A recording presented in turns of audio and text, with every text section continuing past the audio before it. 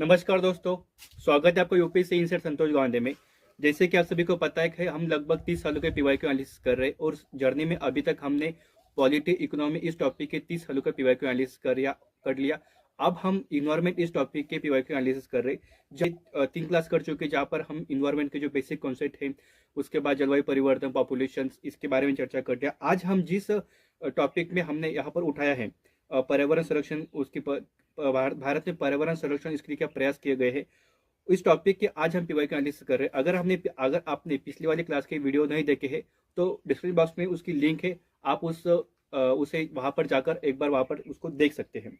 भारत में पर्यावरण संरक्षण करने के लिए बहुत सारे पहले की गई है, उसी को समराइज करने वाले यहाँ पर मैंने एक फोटो या फिर यहाँ पर एक मैंने बैकग्राउंड लगाया हुआ है, जहाँ पर हम जंगल व वन्य जीवन के लिए वन्य जीव संरक्षण किया गया है। उसके बाद जीव संरक्षण, वनीकरण, पशु जनगणना, या ऐसे कुछ पहले यहाँ पर हमने उठाई गई है। फिर हमने यहाँ पर ऊर्जा संरक्षण करने के लिए सोलर पार्क, हरित ऊर्जा, उसके बाद रिन्यूएबल एनर्जी गोल हमने कुछ सेट किए गए हैं। ताप विद्युत संरचना हमें यहाँ पर सेट की हुई है।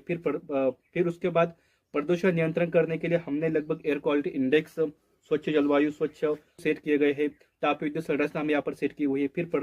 फिर उसके बाद प्रदूषण नियंत्रण करने के लिए हमने लगभग एयर क्वालिटी इंडेक्स, स्वच्छ जलवायु, स्वच्छ वायुमंडल, उसके बाद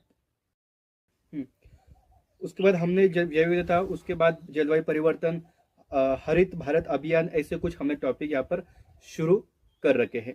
तो चलिए अब हम इस टॉपिक से लगभग देखिए 2024 और 2025 में इस टॉपिक से कोई क्वेश्चन नहीं आया था, और अब हम सीधे 2023 के क्वेश्चन पर